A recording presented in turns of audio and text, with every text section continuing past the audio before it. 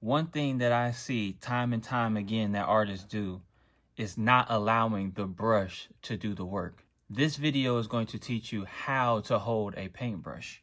Most people try to hold a paintbrush like a pencil, and it's not a pencil.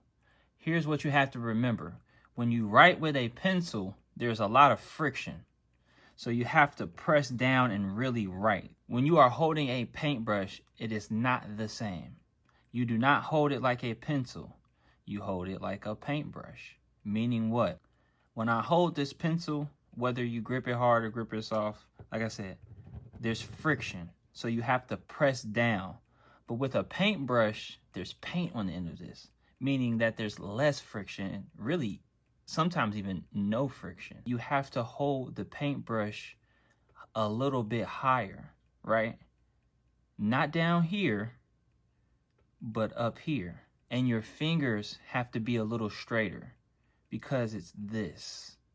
When you write, your hands are bent and you are working back and forth.